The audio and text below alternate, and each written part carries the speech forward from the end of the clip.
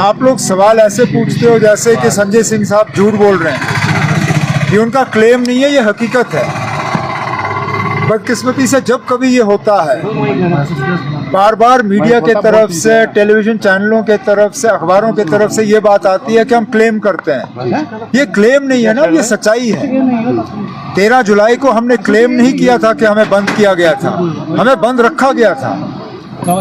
हमने 14 जुलाई को क्लेम नहीं किया था कि हमारे साथ हाथापाई हुई, धक्के मारे गए। ये हकीकत है और आज भी हकीकत है। संजय सिंह साहब को बंद रखा गया है। किस वजह, ये वही लोग बता सकते हैं जो इस फैसले के पीछे हैं। बार बार जो है इसी तरह की हरकतें की जा रही हैं। कहने के लिए तो कहते हैं कि जम्मू कश्मीर में सारा कुछ ठीक है, माहौल अच्छा है, लोग खुश हैं, सारा कुछ जो है वो एक नया जम्मू कश्मीर बन रहा है। लेकिन हकीकत ये है कि जब देखो तो ये लोग सख्ती के अलावा और कुछ नहीं करते। इन्होंने सख्ती हमारे साथ की, इन्होंने गलत कानून इस्तेमाल किया है महराज मलिक को गिरफ्तार करने के लिए। गिरफ्तार करने का कोई वजह नहीं। अब चलिए, अगर उनके बिहेवियर में या किसी ऐसे चीज़ में किसी को शिकायत हो तो असेंबली सेक्रेटेरिएट के साथ उठाइए, स्पीकर साहब से उसके बारे में बात करिए। लेकिन पीएसए कानून एक एमएलए के खिलाफ लगाना वो गलत। अब उस गलती को आपने और ज़्यादा बढ़ा दिया। एक राज्यसभा के मेंबर को आपने गैर कानूनी तौर बंद रखा है। किस कानून के तहत? क्या आपने उस पर कोई ऑर्डर सर्व किया है? क्या कोई प्रिवेंटिव डिटेंशन का ऑर्डर है? मर्जी आई तो आपने गेस्ट हाउस का गेट बंद कर दिया। ये ठीक बात नहीं है ना। ये जम्मू कश्मीर की जमहूरियत के लिए ठीक नहीं है और इसका जो मैसेज, इसका जो पैगाम लोगों में जाएगा, ये बहुत गलत है ना। और जो लोग ये कर रहे हैं उनको अपनी हरकतों पे जो है सोचना चाहिए। हुकूमत की साहब, आपने बोला था कि रेलवे मिनिस्टर को मैं रिक्वेस्ट करूंगा, आज वो पूरा हो गया, इसके बोलिए। मैंने आपसे कहा था कि ये काम जारी है। मैं उन लोगों में से नहीं हूँ जो बार बार इन चीज़ों को मीडिया में हाईलाइट करें। चुपचाप तरीके से मैं रेलवे मिनिस्टर साहब के साथ कांटेक्ट में था। रेलवे डिपार्टमेंट के साथ मेरे सेक्रेटेरिएट के अफसर जो हैं वो लगातार कांटेक्ट बनाए रखे हुए थे।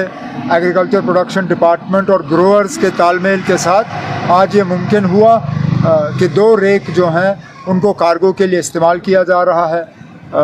ये आज हमारी मजबूरी बनी है, लेकिन आगे जाके मैं तो यही चाहूँगा कि एक रेगुलर फीचर बने। जिन लोगों को बाय रोड अपना सामान भेजना होगा वो बाय रोड भेजें, लेकिन हम तो चाहेंगे कि स्पेशल कार्गो ट्रेन जो हैं वो लगातार यहाँ से चलें, जिनमें रेफ्रिजरेटेड कंटेनर्स हों, जिसमें कि हमारा मेवा जा सके और जो ज़रूरत की चीज़ें हमें जम्मू कश्मीर से बाहर जो हमें लाना होगा वो हम ट्रेन के ज़रिए लाएं।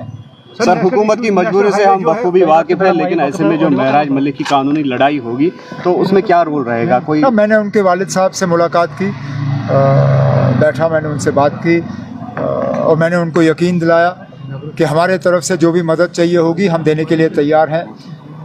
मेरा उनकी पार्टी को ये मशवरा होगा कि देखिए ना, पीएसए कानून इस मुल्क में और कहीं लागू नहीं है। आप अगर बाहर से वकील लाओगे उसको ये कानून समझने में भी वक्त लगेगा।